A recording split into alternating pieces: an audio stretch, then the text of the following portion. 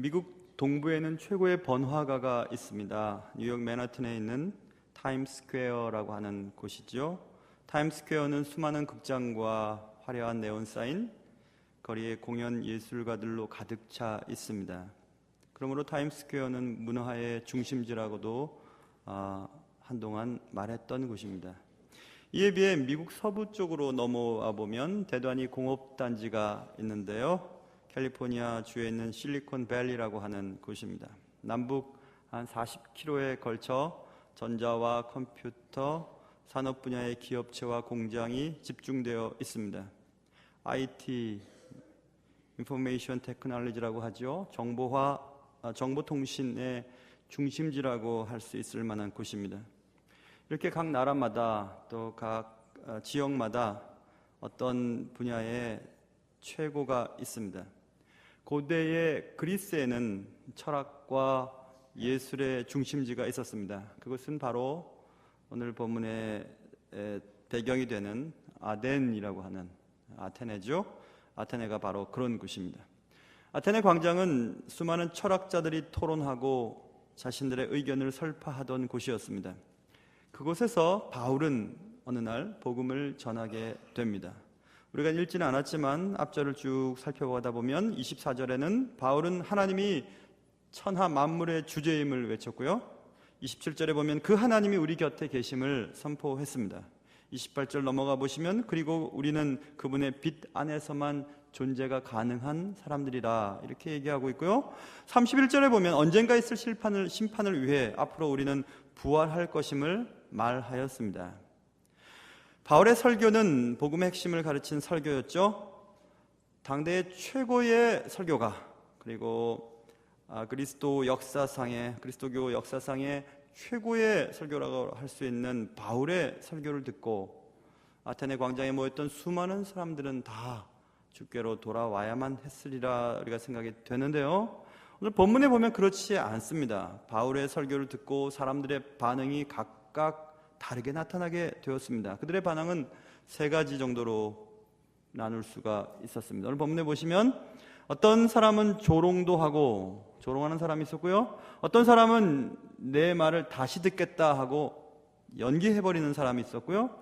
또 그 가운데 몇 사람은 그를 가까이하여 믿었다 이렇게 말씀하고 있습니다. 이렇게 세 종류의 반응이 오늘 본문에 기록되어 있습니다. 오늘도 수백 명이 이렇게 예배를 드리고 있지만 설교자는 이 가운데 정말 주의 말씀을 듣고 하나님의 은혜를 받는 사람들이 몇몇이라도 있어도 그것으로 감사할 뿐입니다. 그런 하나님의 말씀을 듣고 믿음이 생기고 또 여러분의 삶이 달라지는 그런 사람들 가운데 여러분의 이름이 발견되기를 주님의 이름으로 축원합니다. 자, 오늘 본문 말씀을 보면 세 종류의 사람 가운데 첫 번째 조롱하는 사람들의 얘기가 오늘 본문에 나오죠. 32절에 보면 그들이 죽은 자의 부활을 듣고, 그러니까 설교의 마지막 부분이죠. 언젠가 부활하게 될 거야 라고 하는 바울의 마지막 설교 부분을 듣고 어떤 사람들은 조롱을 했다 이렇게 말씀하고 있습니다. 여기에 사용된 조롱이라고 하는 단어는 비웃음, 조소함이라는 뜻을 가진 단어입니다. 설교를 하거나 전도를 하다 보면 이렇게 비웃는 사람들이 곧잘 있습니다. 심지어는 설교라는 말 자체를 비웃기도 하죠.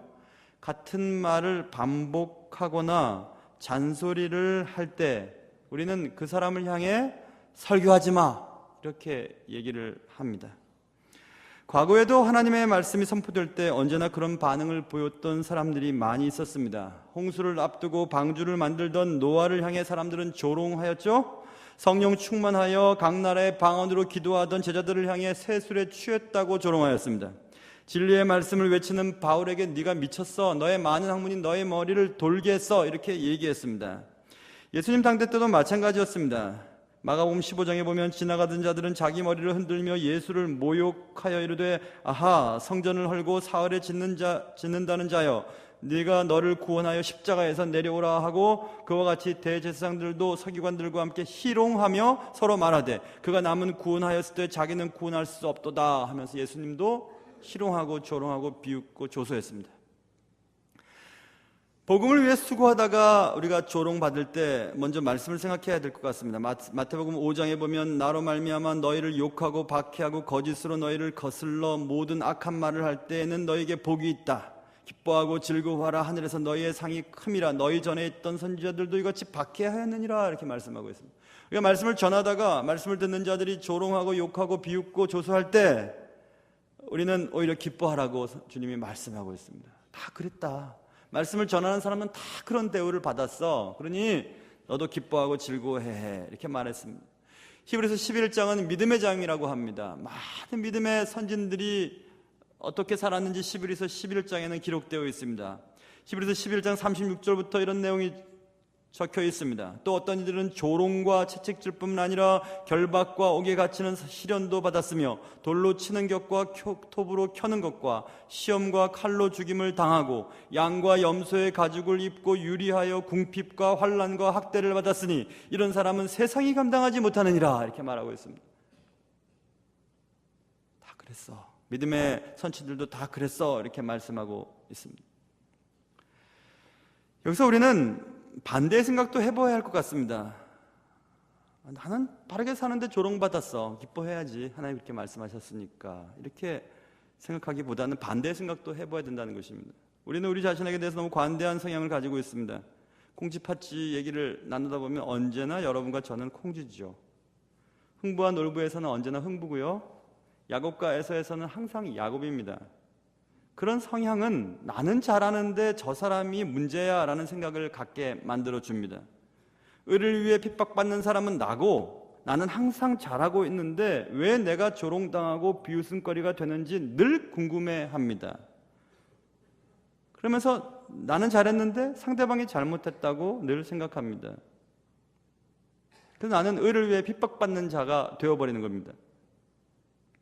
그러나 한번 정직하게 한번 우리를 생각해 봐야 할 것 같습니다. 나는 말씀에 대해서 어떤 반응을 보이고 있는가 이것입니다.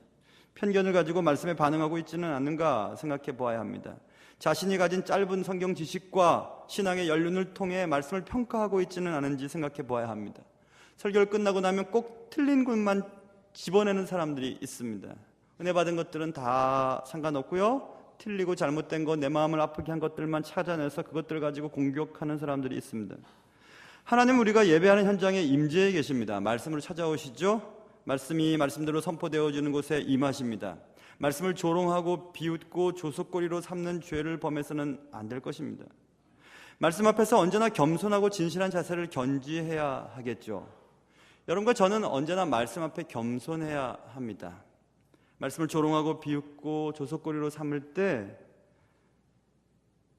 본문에 있는 것처럼 대설교자 바울이 설교했을지언정 하나도 은혜 받지 못하고 하나도 변화되지 않고 구원받지 못하는 어떤 사람들, 조롱하는 어떤 사람들 가운데 여러분과 제가 속해 있을 것이기 때문에 그렇습니다.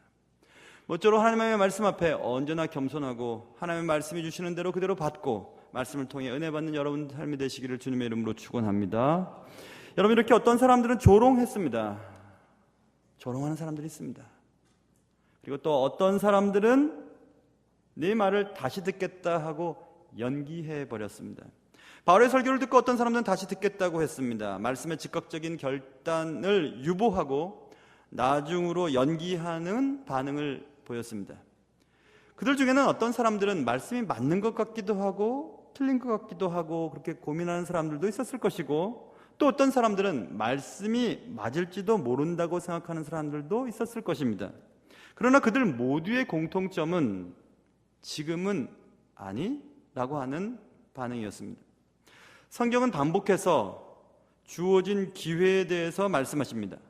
살아가면서 우리는 기회를 붙잡기도 하고 놓치기도 합니다. 좋은 기회를 붙잡고 성공하는 경우도 있고 기회를 놓쳐서 낭패를 당하기도 합니다. 기회가 다시 올 수도 있고 영영 오지 않을 수도 있습니다. 우리가 잡기도 하고 놓치기도 하는 많은 기회들 가운데 절대로 놓쳐서는 안 되는 기회가 있죠. 여러분 다 추측하셨을 것입니다. 그것은 주님을 만날 기회입니다. 우리는 모두 하나님의 말씀을 들을 때 즉각적인 반응을 보여야 합니다. 말씀으로 찾아오시는 하나님을 즉시 만나야 하죠. 이사야서 55장에 너희는 여호와를 만날 만한 때에 찾으라, 가까이 계실 때 그를 부르라, 악인은 그의 길을, 불의한 자는 그의 생각을 버리고 여호와께로 돌아오라. 그리하면 그가 긍휼히 여기시리라. 우리 하나님께로 돌아오라. 그가 너그럽게 용서하시리라. 이렇게 말씀하셨습니다. 그의 생각을 버리고 주께로 돌아오라. 하나님의 말씀을 받으라. 그의 생각은 무슨 생각일까요? 여러분 각자가 하는 생각들입니다. 여기서 그의 생각들은 구체적으로 어떤 것을 말하는 것일까요? 말씀을 들을 때 정말 그렇겠어? 이렇게 생각하는 거죠. 나중에 다음에 믿지 뭐 이렇게 생각하는 거죠. 대학 가서 교회 다니지 뭐, 돈 벌고 집이나 좀 장만하고 헌신하지 뭐, 좀 즐기다가 나중에 교회 다니지 뭐, 이렇게 생각하면서 다음에 믿지 뭐 라고 생각하는 것입니다. 그의 생각들을 통해 그것들을 버리고 여호와께로 돌아오라 이렇게 말씀하고 있습니다. 주님은 부자가 큰 창고를 짓고 그 창고에 많은 곡식을 모아두고 재물을 모아두었습니다. 그때 예수님은 그런 부자의 비유를 들어 이렇게 말씀하셨죠. 하나님은 이르시되 어리석은 자여, 오늘 밤에 내 영혼을 도로 찾으리니 그러면 내 준비한 것이 누구의 것이 되겠느냐, 이렇게 말씀했습니다. 내일 일도 알지 못하는 우리가 다음에 예수님 믿을게, 다음에 말씀대로 살게, 다음에 봉사할게, 다음에 헌신할게, 다음에 용서할게, 다음에 이렇게 할게, 이렇게 한다는 것은 잘못됐다는 것이죠. 어리석은 자라는 것입니다. 잠언 27장에도 너는 내일 일을 자랑하지 말라. 하루 동안에 무슨 일이 일어날는지 내가 알 수 없음이니라, 이렇게 말씀하고 있습니다.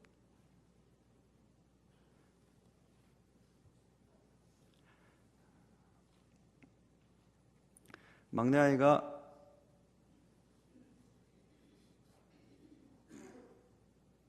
오페라를 보고 싶어 해요. 절 닮아서 귀족적인 것 같기도 하고. 오페라 값이 웬만해야지요, 보려면. 그래서 방법이 있더라고요. 아주 오래전에 예매를 하면 30% 정도를 싸게 예매를 할 수가 있더군요. 예매를 하면서 이거 몇 달 뒤에 있을 건데 과연 몇 달 뒤에 내가 살아있을까? 죄송합니다. 살아있을까? 혹은 오페라 극장이 망하진 않을까? 오페라 하겠다는 계약이 또 파기되진 않을까? 이런 생각을 하는 것이 인간 아니겠습니까? 그럼에도 불구하고 하나님을 믿는 일, 하나님 앞에 헌신하는 일들은 자꾸 미룹니다. 나중에 기회가 있을 것처럼 생각합니다. 나중에 도와줄 수 있고, 나중에 헌신할 수 있고, 나중에 기회가 있을 거라고 우리는 생각합니다. 주님은 명확하게 말씀하셨죠? 하루 동안에 무슨 일이 일어날지도 모르는 인생들이 너희다, 이렇게 말씀하고 있습니다. 어릴 때 이런 찬양 많이 불렀던 것 같아요. 죄송해요, 죄송해요, 정말 잔치에 갈 수 없어. 장가 가야 하고 소도 사야 하고 농가 밭에 나가서 할 일은 많아. 내 어이하리 죄송해요. 이 찬양 많이 불렀거든요. 정말 이 찬양 부르면서 저는 굉장히 진지하게 불렀습니다. 정말 장가는 가고 주님 오셔야 될 텐데, 할 일은 많은데 언제 주님의 잔치에 나갈 수 있을까? 그러면서 계속 우리는 죄송하다고 얘기합니다. 헌신도 죄송하고요, 믿는 것도 죄송하고요, 말씀대로 사는 것도 나중에 할게요, 나중에 할게요, 나중에 할게요. 예수님이 세상에 계실 때 매우 극단적으로 느껴지는 말씀을 몇 번 하셨습니다. 그런 중에 이런 말씀도 있으셨습니다. 어떤 제자 중에 한 사람이 주님 따르겠어요. 정말 주님 따르고 싶어요. 내 인생을 주님께 맡기고 싶어요. 그런데요, 주님, 한 가지 부탁이 있어요. 뭐니? 근데요, 제 아버지가 아직 늙으셨어요. 돌봐드려야 될 것 같아요. 내 아버지 돌아가시면 장사 지내고 그때 따를게요, 이렇게 말씀했습니다. 무척 바른 말인 것 같습니다. 그때 주님이 이렇게 말씀하셨어요. 예수께서 이르시되 죽은 자들이 그들의 죽은 자들을 장사하게 하고 너는 나를 따르라, 이렇게 말씀하셨습니다. 매우 극단적이며 생각하기에 따라서는 비난받을 만한 소지가 있는 말씀처럼 느껴집니다. 이런 불효막심한, 그러나 여기서 예수님의 말씀은 분명하죠. 부모님께 불효하라는 뜻, 그 뜻이 아닙니다. 주님의 말씀은 즉각적으로 반응을 보이라는 겁니다. 말씀과 헌신과 희생에 즉각적으로 반응을 촉구하는 말씀이셨습니다. 우리는 살아가면서 대부분 우리 나름대로의 우선순위에 따라 생각하고 말하고 행동하죠. 우리는 내 삶의 우선순위에 말씀에 대한 순종을 가장 맨 앞자리에 두지 않는다면 우리는 언제나 주님 섬기는 일을 나중 뒷자리로 놓는 습관을 가지고 있기 때문에 그렇습니다. 내일 할 일이 있고 나중에 할 일이 있습니다. 영영하지 못해도 별일이 아닌 일들도 있습니다. 저는 미식축구 보는 것을 좋아하는데요. 미식축구 화면으로만 보다가 언젠가 한번은 꼭 실제로 미식축구를 하는 경기장에 가서 봐야지, 언젠가 그럴 날이 오겠지 하고, 제 큰애도 아빠 소원 하나 있다. 그것은 미식축구장에 꼭 날 데리고 가. 참 목사가 별 볼 일 없는 걸 갖고 있죠. 정말 그걸 보고 싶어요. 직접 가서 보고 싶어요. 그러나 여러분, 보지 않아도 상관없습니다. 별일 없습니다. 영영하지 못해도 별일이 아닌 것들 우리 다 있습니다. 여러분과 제가 원하는 그렇게 큰 집, 그렇게 좋은 차, 그렇게 좋은 곳에 여행 가지 않아도 괜찮습니다. 그러나 기억해야 합니다. 하나님의 말씀이 내게 반응을 촉구할 때는 절대로 미뤄서는 안 됩니다. 왜냐하면 기회가 다시 없을지도 모르기 때문에 그렇습니다. 하나님의 말씀이 찌르는 채찍처럼, 두드리는 몽둥이처럼 아프고 괴로워도 순종해야 합니다. 말씀 앞에 내 자신을 언제나 자주 내려놓는 습관을 가져야 하는 것입니다. 그래야 주의 말씀은 내 발의 등이요 내 길의 빛이니이다 라는 고백으로 날마다 살아가야 하는 것입니다. 말씀에 대해 반응하는 것을 연기해서는 안 됩니다. 하나님이 내게 원하실 때 그것을 즉각적으로 순종하지 않는다면 다시는 우리의 인생 가운데 그런 기회가 없을지도 모르기 때문에 그렇습니다. 여러분, 오늘 대설교자 바울의 말을 듣고서도 다시 듣겠다고 미루고 연기하는 그런 인생들 가운데 여러분의 이름이 기록되어서는 안 될 것입니다. 모쪼록 여러분에게 언제나 말씀에 순종하는 그런 은혜가 있기를 주님의 이름으로 축원합니다.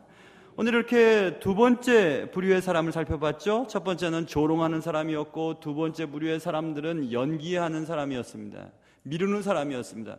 그러나 세 번째, 오늘 본문에 보시면 34절에 그 가운데 몇 사람이 믿게 되었습니다. 대설교가 바울, 당대 최고의 설교가가 아데네 광장에서 많은 사람들 앞에 설교했을 때 단 몇 사람이 주님을 믿게 되었습니다. 이런 말씀을 들으면서 저는 위로를 많이 받습니다. 저처럼 부족하고 그냥 겸손한 말로 하는 것 아닙니다. 저 그렇게 잘 못해요. 진짜로 부족하고 모자란 사람이 설교한다고 사람들이 변하겠어? 몇 사람이라도 변해서 그분들이 지옥 갈 사람들이 천국 가게 되면 내 할 일 다 하는 거지, 이렇게 생각합니다. 얼마 전 책을 읽는데 그 책 가운데 이런 내용이 나와 있더군요. 미국 어떤 목사님 딸이, 아주 어린 딸인데 그 딸이 아마 영적인 눈이 좀 밝은 것 같아요. 근데 딸이 교회 오면 저기 엄마, 사모님이죠, 엄마에게 얘기하는 거예요. 엄마, 왜 교회 오면 어떤 사람 머리 위에는 밝은 빛이 나는데 어떤 사람은 왜 그런 게 없죠? 이렇게 얘기를 하더라는 것입니다. 맞습니다. 주님이 말씀하셨죠. 양과 염소가 함께 있다고. 가라지가 함께 섞여 있는 것입니다. 여러분 다 교회 다니셔서 다 천국 가기를 저도 바랍니다. 여러분도 바라시겠지만 말씀을 믿고 순종하고 말씀대로 살지 않으면, 말씀을 아는 것만 갖고는 천국 갈 수 없어요. 말씀대로 살며 그 말씀이 내 삶을 완전히 바뀌지 않는다면 우리는 연기하며, 그 연기는 연기자가 연기하는 것입니다. 연기하며 그냥 자기도 속이고 남도 속입니다. 그러나 여러분 기억하세요. 절대로 하나님은 속지 않으십니다. 여러분과 제가 주님의 말씀대로 살았는지, 정말 주님의 사람인지 주님의 눈 앞에서는 절대로 감출 수 없기 때문에 그런 것입니다. 여러분, 오늘 예수님은 극단적으로 말씀하셨어요. 네 아버지는 죽을 사람들이 다 알아서 하게 하고 너는 지금 날 따라, 이렇게 말씀하셨습니다. 주님은 몇 사람의 믿음으로 반응한 사람들을 오늘 본문에 말씀하고 있죠. 바울의 설교를 듣고 오늘 본문에 보면 몇 사람이 그를 가까이 하여 믿으니, 이렇게 말이 있죠. 조금 이따 설명하겠습니다. 그 몇 사람 믿었다 이렇게 표현하지 않고 그를 가까이 하여 믿었다, 이 말이 굉장히 중요한 내용입니다. 먼저 우리가 생각해 봐야 될 것은, 하나님은 언제나 우리에게 오실 때 말씀을 통해 오십니다. 수천 년 동안 하나님은 설교자를 세워 말씀을 통해 찾아오셨습니다. 제 아무리 매스미디어가 발달되고 대단한 과학기술이 발전되었어도 여전히 복음은 이렇게 사람들이 모여있는 곳에서 사람의 입을 통해서 말씀으로 전달되어지고, 그 말씀을 전달받은 자가 가슴으로 응답할 때 믿음이 생기고 천국 가고 구원받는 것입니다. 이 방법들을 주님 하나님께서는 계속해서 유지하도록 하셨습니다. 그런데 문제가 있습니다. 그 문제는 말씀을 전하는 사람이 완전하지 않다는 것입니다. 완전한 말씀이 완전하지 않은 사람을 통해 증거됨으로 문제가 발생할 소지가 있다는 것입니다. 설교자가 완전한 사람이 아니기 때문에 완전하지 못한 인격이 완전한 말씀을 훼손시키는 경우가 있기 때문에 그런 것입니다. 그렇지만 여러분 기억하셔야 돼요. 불완전한 설교자라 할지라도 말씀을 말씀대로 증거한다면 말씀을 증거하는 그 순간만큼은 하나님의 도구로 사용되고 있다는 사실을 여러분 기억하셔야 됩니다. 그 말씀에 대한 반응과 은혜 받음은 불완전한 설교자를 통해 완전한 말씀이 증거되기만 한다면 이제 그 말씀을 받고 구원을 받고 변화를 받고 은혜를 받고 축복을 받는 것은 설교자의 책임이 아니라 이제는 말씀을 듣는 회중의 책임으로 바뀌는 것입니다. 이제는 책임이 여러분에게 전가되는 것입니다.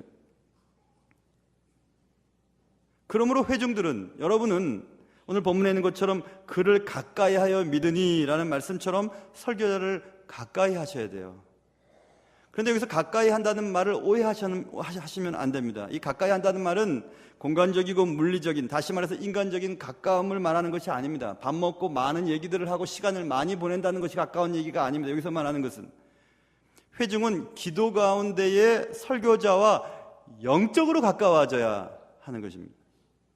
그러므로 본문 34절에 가까이 하여 믿으니 라고 할 때의 가까이 하여 라는 말은 설교자를 위해 기도하고 설교자의 영적 고통과 함께하는 친밀성을 가진 자들에게 믿음이 생긴다는 것입니다. 굉장히 중요한 말입니다. 그럴 때 비로소 설교자의 삶을 통해 흘러나오는 말씀이 능력이 되고 은혜가 된다는 것입니다. 그리하여 그 말씀이 내게 믿음을 생산하게 하고 그 믿음이 여러분을 구원에 이르도록 인도한다는 그런 내용을 여러분 기억하셔야 해요.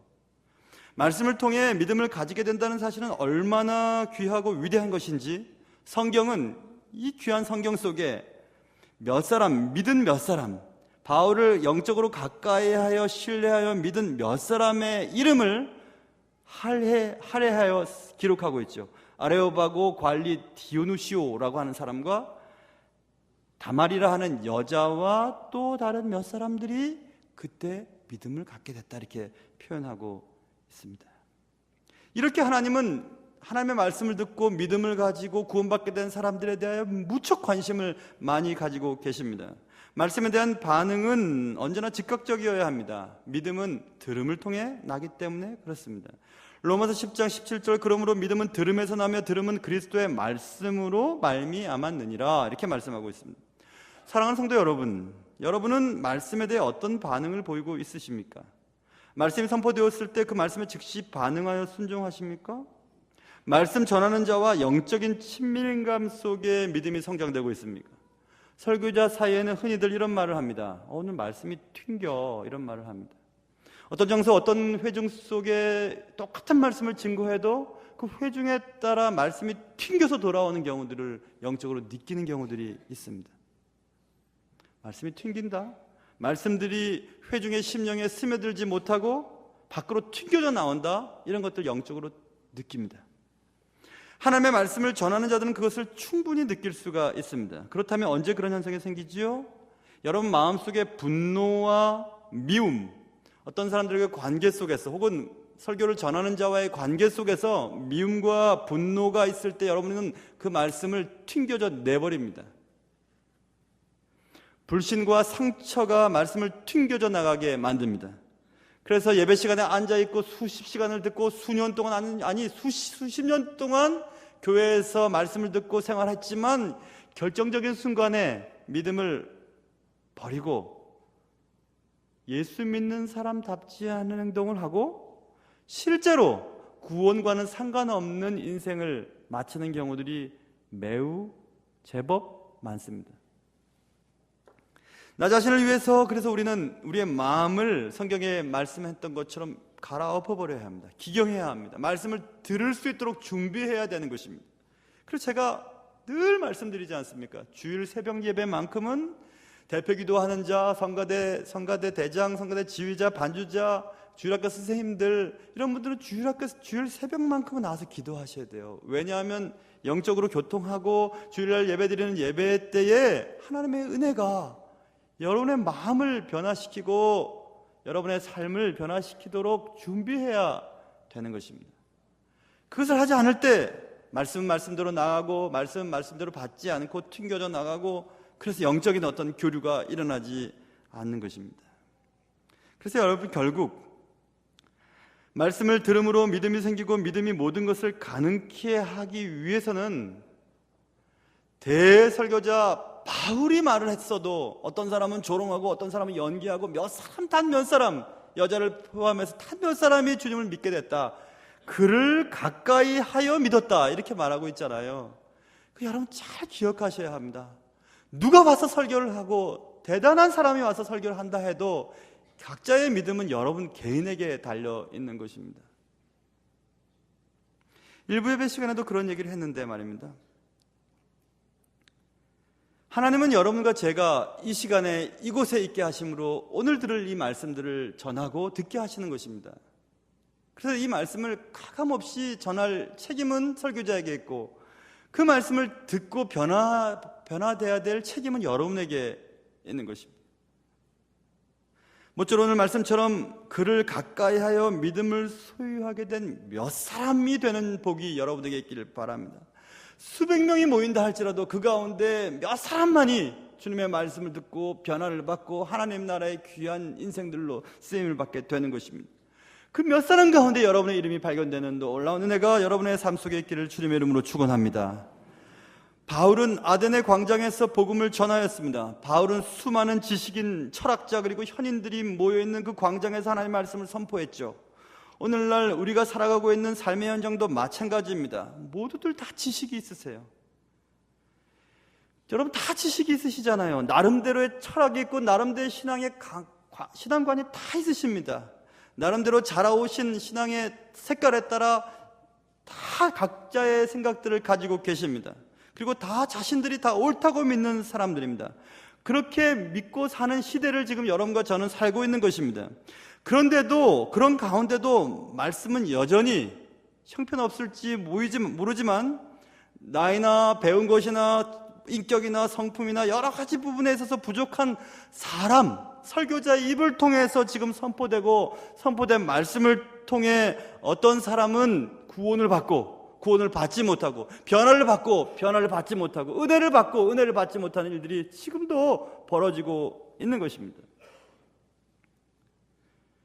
선포된 말씀 앞에 어떤 사람들은 그 말씀이 이치에 맞지 않는다고 조롱합니다. 말씀이 전혀 이성적이지 않고 비과학적이며 비논리적이라고 비웃습니다. 여러분은 어떠십니까? 또 어떤 사람은 말씀에 찔림을 받고 도전을 받았음에도 불구하고 지금은 아니라고 연기해버립니다.